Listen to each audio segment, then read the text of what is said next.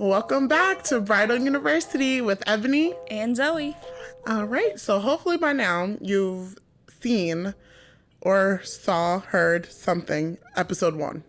Yeah, it was pretty awesome to see It was us. a good episode.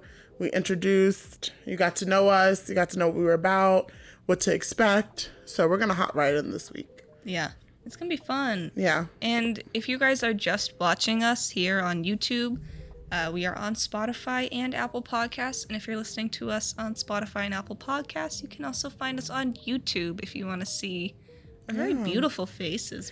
Our beautiful faces. And when I was listening on Apple, there were some parts I was like, oh, that would make sense if you were actually watching it. Yeah. So I think that at first, because we do drop on Apple and Spotify first and then drop on YouTube the day after.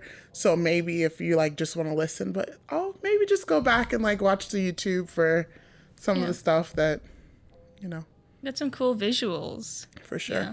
We're pretty cool people. Yeah. Got some pretty cool lights. Yeah, we do have some cool lights behind us. So it might be worth checking out. Yeah. No, it is worth checking out. Yeah, not might be. It is. We're pretty cool. You should watch come check YouTube. us out. All right. So this week, we're going to start off with the question that we asked last week at the end of the episode. And that was how many appointments you should attend. We've put some more thought into it. We have some better answers for you guys. And we're going to help you talk about what you should do before your appointment. Yeah. Next week will be all about the actual appointment, but today it's like the pre-planning, pre-checklist to trying on dresses. So Pre-game. Pre-game. How's it pre-game for your appointment? No, I'm just kidding. But yeah, I was telling Zoe before we started filming today, I was like, I actually went back and thought about my answer, and I don't agree with what I said a week ago. So what's your new answer? My new answer is 1 to 3. Why 1 to 3? Because I feel like a lot of times, I was just going back and going through my appointments that I've had with my brides, and I think people think it's a rare thing but a lot of brides have that moment, that genuine, I found my dress moment in the first appointment. Oh yeah. Oh my gosh, this is the dress. And I have so much appreciation for that moment because it's so genuine to them. And it's wow, this moment is happening.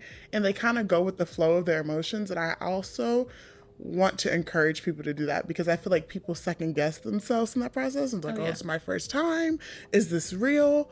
But your emotions, and yeah. If love that. Checking all the boxes, if it's everything you've been looking for, if you had that cry moment, it's your dress. Yeah. And I just think that it's okay to say yes on your first appointment, and that's a thing.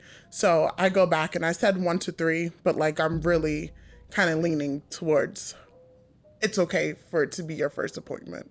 That's my It's answer. okay to be any amount too. Yeah. If you're someone that really needs to look at all the options, that's fine. But you also need to keep in mind that you're going to overwhelm yourself. And Ebony kind of has a good metaphor for dresses, so I want her to talk about that. So hear me out. So when you're getting married, you had to, you were dating, right? You dated, you had a dating pool. And then you narrowed it down, and then you started dating people more serious. And then eventually you had to say okay, this is the person I'm marrying. Out of all these guys out here, those guys don't disappear when you say yes to this one person. Those guys are still there. There's how many people in the world? But you found this guy, he checked off some marks off your list, and you're okay with saying, okay, these people are out there, I'm good. This is my one. I feel like it's the same when you're looking for wedding dresses. There's so many stores, there's so many dresses. Say if you're looking for a dress 2 years before you get married, so many lines are going to drop, but when you feel that connection with the dress, when it's checking off the marks on your list, it's okay to be okay, whatever dresses, there's other dresses out there, but it's not mine. This is my dress. This dress is perfect for me. And that's my little thing.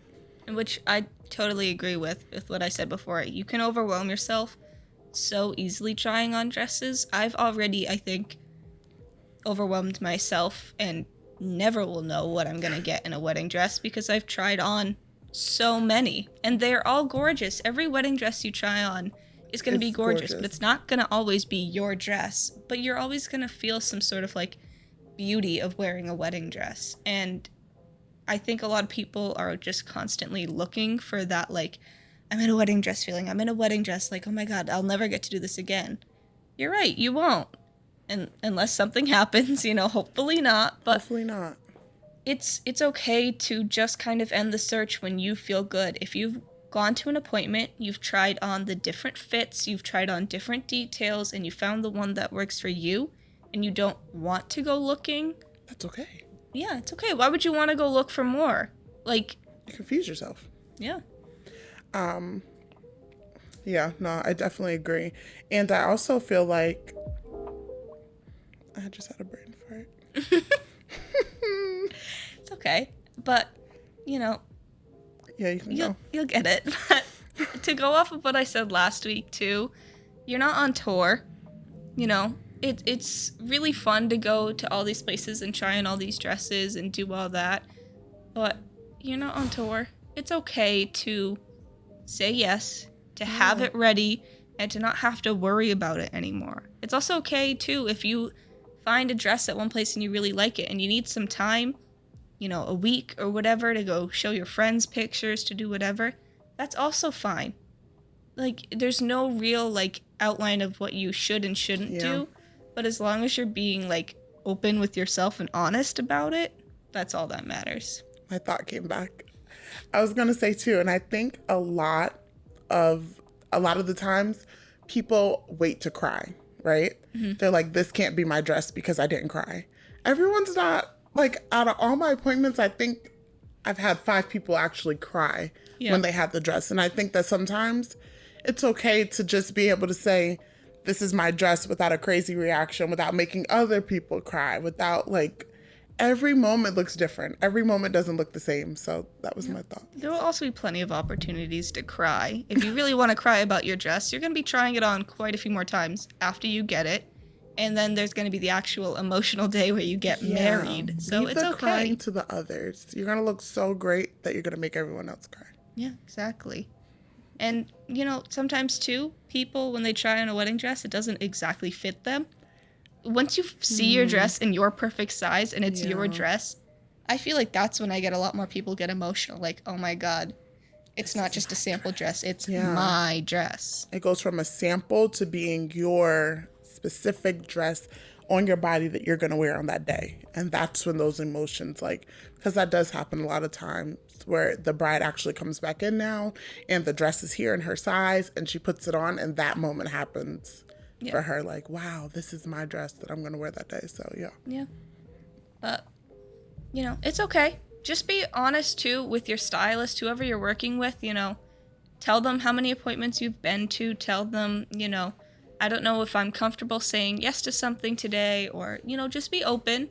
It helps us kind of prepare. If you're just coming in to try on styles, let us know. I haven't tried on wedding dresses before. I just want to see style options. Okay, that gives us, like, the kind of, like, mindset of, like, she's not going to say yes today. We're just going to put her in a bunch of different dresses and see what works. Because a lot of times people will come in and be like, oh, I want this, this, and this, but it's my first time trying on. I'm like, well, have you tried any other styles? Have you tried anything like that? And I think a lot of brides just don't know the options that are out there. So I would like to take that time today too to talk about the different types of wedding dresses, the different silhouettes, the different things that are in trend right now, because there's so many options, especially now that there's customization in the bridal industry, like as far as dresses and doing that with alterations. There's so many options. And going off of what you said too, how many times as a stylist have you seen a bride come in and say, I want A, B, and C, and leave with element of B? Like, completely different. So, like, come in with an open mind as well, because I know a lot of times you go through Pinterest and, like, you're looking at dresses, but dresses on other people. Like once, like I have brides who love the idea of having a sleeve on. Then they put a sleeve on. They're like, this is the ugliest thing I've ever seen. Like, I do not want a sleeve. No. So sometimes things like can look good in our minds, but when you actually, so I think like rule number one, keep an open mind for the whole process. Don't be like, I'm not going to buy a dress today because this is my first appointment. Like, don't come in with any, just let it flow. Just have a natural experience. Also, don't think that you have to go with what's trending right now. That's huge, yes. We get that so often where people come in and they're like, I see dresses like this are like really huge right now and I want to try it on. Like, sleeve dresses have made a comeback. Like, I don't think I've seen like a sleeved wedding dress in a long time, but lately, so many sleeves and so many brides coming in asking for sleeves because that's what's in trend right now. But then they come in and try it on and they're like, oh, I don't think I like sleeves, you know? And that's a big trend thing. Actually, no. Mm-hmm. And it happens like the first, and like they'll pull like, we'll do that. It's like then they'll like pull 17 like. Also, I think this is what we're gonna talk about later, but also just like trust your stylist, because I know a lot of times in your mind you're saying, especially your first appointment, right? As your stylist, we want to kind of challenge you a little bit. Like, yes, I know you're liking this, but let's also, because we want you to see all your options. And it's okay to say, I hate this dress. We actually need that moment. I know for me as a stylist, it says so much for me to pick a dress and you say, I hate this dress and I never want you to pick a dress like this. That's progress. That's getting somewhere. That's information that's needed. So like a lot of times, I think it's, I have to pick all these dresses that are perfect and that I like. But like your first round to me should be like a sleeve dress, a mermaid dress, a ball gown dress. Like, don't just stick to one specific silhouette or one specific style for your first round, because you need to be able to. Yeah, that's what happened. I just recently had a bride and she was liking a lot of the options I was pulling her. You know, she said, I like this. I don't know about this feature, whatever. She said, styles that she absolutely didn't want. I don't want strapless. I want something with a bit of a strap on it. And I was like, okay. So she likes these like 3 dresses, I'd say. And we have this one strapless dress in our store that I know has these, attachable straps to them. And I'm like, I don't know, because it is strapless. So I don't know if she's going to go for it because of the fact that it's strapless, even if it comes with straps. But it's like, let me just try it, because if not, she doesn't like it, then it's a hate, and then we can know for sure that we can cross that off. She put the dress on, and that was the dress that she said yes to. And, so many brides are so, like, not closed-minded necessarily. She was open and willing to try it, which was great. But sometimes we need stylists or parents or somebody to push us and say, just try it. Because the worst you're going to get out of trying something is either a no or a laugh. And it's a memory. Yeah. It's a whole memory. So yeah, just come in and trust your stylist, trust the people you brought to a certain extent. We'll get to that later. Just be open to the experience. Is like, I can't drill that and like say that enough. Just be open. Just come open-minded. Yeah. To have fun, because we like to have fun here. Oh yeah, don't make it super serious. We're not on a TV show. There's no need for dramatics. Yeah. we're just hanging out and trying to help you find a wedding dress. Yeah, so. It's just like, I'm like, who's nervous and stressed out about playing dress up for an hour? Why are you nervous? We're gonna play dress up. Yeah. I'm gonna put some shiny stuff on you. I'm gonna put a crown on you. We're gonna have fun. Yeah. I know you just met us, but this is our job. I'm your whole best friend now. Yeah. Now you have a best friend to hang out with anytime you need to talk about wedding stuff. So, yeah. There you have it. Should we get into silhouettes of dresses? So, like, yeah. So, I think when you come for that appointment, right, maybe we should talk about how to prep for that appointment. Like, one of the things could be, like, learning the silhouettes and knowing. So, maybe to save you some time and, like, be able to prep and prepare. So, yeah. Sorry, I get in trouble a lot because I hit the microphone because I talk with my hands. Sorry. Okay. So yeah, you can jump in So, prepping for your bridal appointment, whether it's your first, your second, your millionth, please don't let it be your millionth, you kind of want to have a general idea of everything. You don't need to know every exact detail, but have a general idea. Go do a search at, your store's website. See what dresses they carry. That's a big thing. A lot of brides just book an appointment because it's a place close to them. Look at stores that are close to you, but also look at what they carry. If you're someone who's having a wedding in a barn in a rustic place, and you're going to a place that only has like clean, high-end, very structured dresses, that's not really going to fit your venue, So you want to kind of do some research at the places you're booking.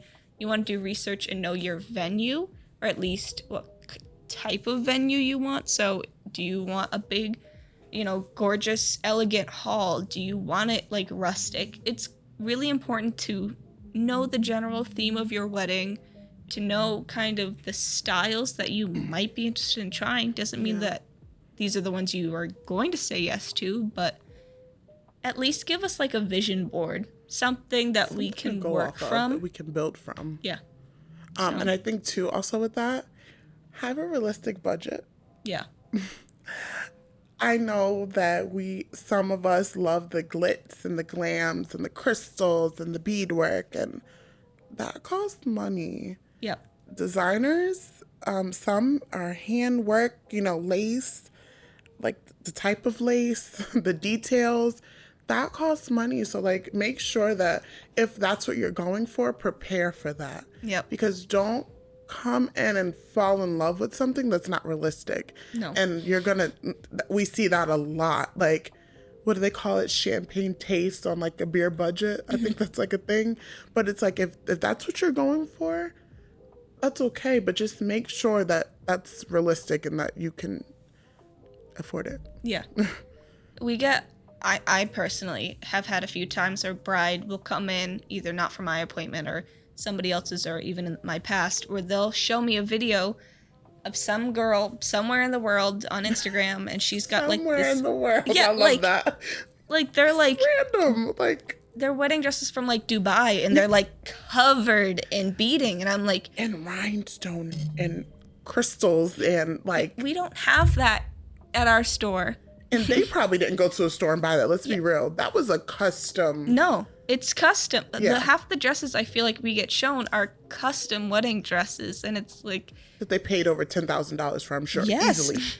Easily. So I think you made a really good point. Like, keep in mind your budget and be realistic about it.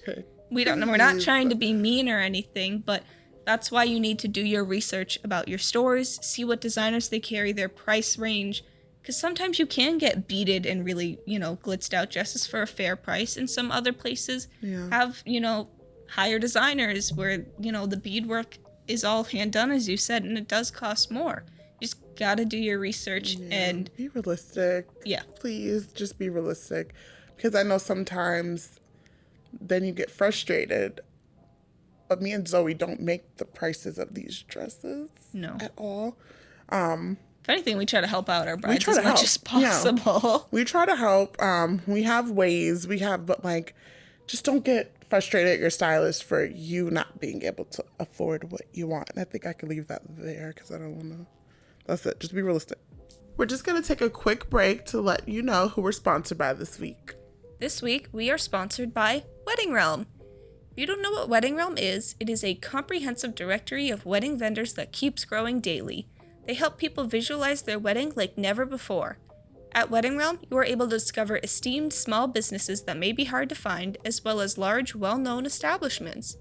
And you can use it to plan your wedding, read blogs, and more. And if you are a vendor, you can even sign up on there and get better access to brides and grooms looking for you in your area. To get more information on Wedding Realm, visit wedding-realm.com. or visit them on Instagram and Facebook at Wedding Realm. Okay, let's get into silhouettes and types of dresses now. There are a few different silhouettes in bridal. So when I'm saying silhouette, I'm talking about like the shape of the dress itself, not your shape, the shape of the dress. So there's a few. What's your favorite? I don't know. I think I was always like a ball gown person growing up because obviously princess. Yeah. I talked about my experience with the ball gowns, but I think lately I'm really loving like the new mermaid, the fit and flares. The fit and flares, yeah. So not the drastic, like, but Yeah. just the, yeah. But so the main silhouettes that are in bridal right now are ball gown. So that's like tighter top, big poofy skirts. Got a lot of volume in the skirt. And then there's A-line, which is like if you took a ball gown and took all that puff out and it was just very soft and flowy on the bottom. Some of them do have a little bit of poof, but they're nowhere near what like a ball gown cupcake poof would be. And then there is fit and flare, which is the one I just talked about. And that's, like I said, the new mermaid. So it's really tight and hugs you, and then it flares out towards the thigh to knee area rather than like the lower area like a mermaid does. Mermaid looks exactly like a mermaid tail, whereas a fit and flare kind of has more of a like softness to it. They're sisters. Yeah. Definitely. Yeah. They're Not sisters. twins. Sisters. Sisters. Yeah. Some could be cousins. But yeah, I think my favorite. Oh, I forgot sheath. Yeah. Sheath. And that's just like Like, a slim, not much shape to it except it holds on the top. yeah. And then it just kind of like you're straight. I think my favorite would have to be between, which I said in last episode, it's always between these two, a good ball gown or a good fit and flare. It's like those two, they got my heart right now. I don't think I can do a ball gown. I did ball gowns for prom, and a lot of you can't see my height, but obviously you see Ebony next to me. She's much taller than I, but I'm 5'2", I'm really short, and I feel like a lot of short girls, when we put on ball gowns, we look cute, but we also look cupcakey. And that's not really for me. I'm trying to make myself look taller, and there are ways to make us look taller. If you're a short girl and you want to look tall, get a dress with a slit, wear pointed toe shoes. It's going to make you taller. There you go. There's my tip of the day. I see, dropping gems. Okay. Well, for me, if you probably never seen me, I'm the opposite. How tall did you say you were? 5'2". I'm 6'2". I'm like 6 feet. But for me, I've seen myself in a ball gown. I think it all depends on. So for me, I'm the glitz and glam and the $10,000 girl like dress. That's me. So I love rhinestone beadings. So I think anything that has that on it, whether it's like fit and flare, ball gown, if it has that, I'm sold. Sold. That's me all day. Speaking of detail, there's a lot of detail when it comes to a wedding dress. You can either have no detail and have a very clean, not plain. It's just clean. Yeah. It's simple. You can have that kind of look, but I'd say the things that are most common with like accessorizing a dress is beading, whether that be like clear little sequins, pearls, actual like stones and stuff like that. What we see nowadays a lot is they'll put clear sequins in dresses to give it that sparkle, but they're not like big beads. Yeah, that's big. Lace is huge. There's so many different types of lace. There's like the appliques, so those like big chunky pieces of lace, and then there's Chantilly lace, which is like a lot of people will be like, oh, it looks like my grandma's doily or something like that, like that very fine lace. I love how we're like cheating right now. We're like, I know we're looking. If you see us, like, there's like dresses. There's stuff over here. So we're like, There's also mesh. Mesh is kind of coming back in, like just either adding like a mesh sleeve, adding mesh details. There's 3D details in dresses now. There's like 3D flowers, and I've seen a dress where somebody made like butterflies on them. That was really cute. But. Yes. And then we have like the tulle, the horsehair, the different skirts, which most of the time you see more like ball gowns. Yeah. Which kind of give it the texture and the volume. So yeah, it gets fun. Yeah. The possibilities are endless. And research and figure out what details you like, because if you're really someone who, is curious about lace and you look at like the different types of lace designs and then you're like, oh, I don't think I really want lace. That helps us because that cuts like half of our options in half. If you're like, I don't want lace, or I do want lace, like I need lace in my dress. Like knowing those small details, including your silhouette, really limits down what you can try on.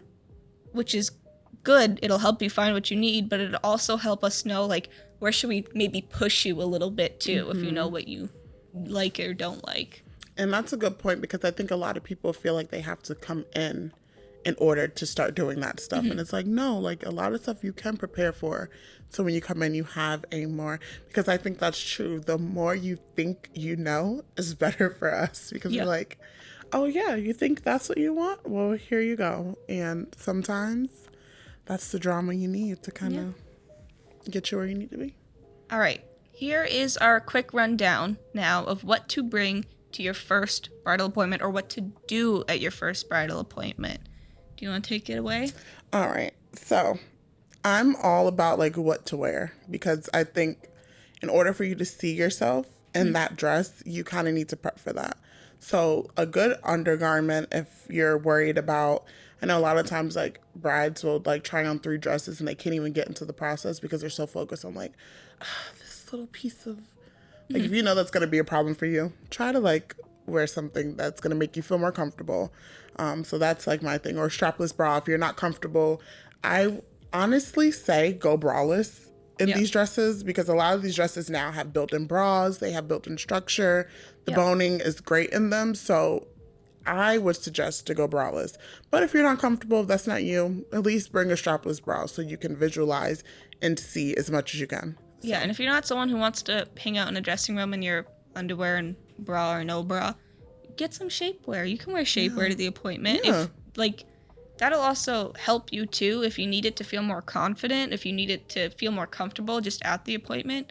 Cool, bring shapewear. Yes, come as confident as you can. Like the confidence is gonna carry you. Do your makeup. Yes. Do something cute with your hair. Yeah.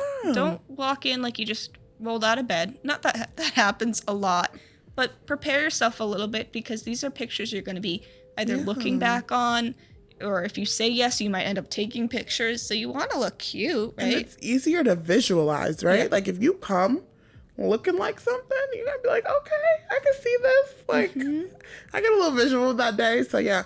But if you do, my makeup girls, if you wear makeup, please set your makeup. Please get you a good setting spray, because I've taken off a dress before and like seen it and just like, oh man, you don't want your face coming off on each dress you try on. So make sure Definitely not. Yeah, you don't want your eyebrow on that dress and your lips. Just set your face. Yeah, so. Not number one thing, but definitely something that's important. Wear deodorant or something. It's a workout. I've gotten in and out of dresses before. It's a lot to do. It gets hot in the dressing rooms because you're in a closed room. The air kind of gets in there, but not really. It's an activity. Really. Pulling up, pushing down. Sometimes you got to shimmy you in there. Sometimes you got to jump. Yeah. It's a workout. It's a workout. Wear deodorant. Wear some perfume. Like, smell good. Oh, wear underwear. Yeah, please. Everybody just informed me that sometimes this doesn't. Sometimes it doesn't happen, and wear underwear. We're just gonna leave that there for just obvious for reasons. your body safety as well. Yeah, like a barrier. For, like, just wear some underwear. We're just gonna leave that there. Yeah. So, guys, we're gonna end our podcast. We just had a little bit of a malfunction with our camera, but we're back. We're gonna say goodbye for today. And we're going to do a question first. That's going to lead us into our part 2 of this episode. So if you want to know the answer or know more about it, well, we're going to tell you the answer, our answer. But if you want to know why, you got to go to the next episode. You got to go to the next one, which I know you want to do anyway. So yeah, okay. You should be going over there. But so our question to end today is, how many people should you bring to your bridal appointment? 1. No, I'm just kidding. If only. No, really. I would say no more than 4. And even 4 is like a lot. I know like as a number, it doesn't sound like a lot, but next episode when we start talking about stuff, when we start talking, you'll see why the lower number is good. So yeah, I would agree. I'd say 3 to 4. I'm going to repeat what I've said about a few times now. It's not a tour. It's an intimate moment trying on dresses. And you really don't need everyone to be there. And if you want them to, FaceTime exists now. So. Keyword intimate. Like, I love that you just said that. Like, that to me, think about that word and build it off of that. Like, this is an intimate moment. And, like, you don't want to give away all the deets. Like, some people need to, like, wait for some stuff. So don't bring, We'll talk about it more next week. I'm sorry that I just stopped myself. We'll talk. I know. We're already into it. So we're actually going to go film the part 2 to this episode right now. So if it look the same, that's why. Because we're doing it back to back so we can keep our train of thought. So we're actually going to get into this. Oh, yeah. Like, now. So if you want to hear it, you got to wait till next week. But we're about to do it right now. So because we're already in it. As you can see, we can't stop talking about it already. So. All right, guys. Thank you for stopping by. Thank you to our listeners and to our watchers as well. We are very happy to have you guys here and to see us grow.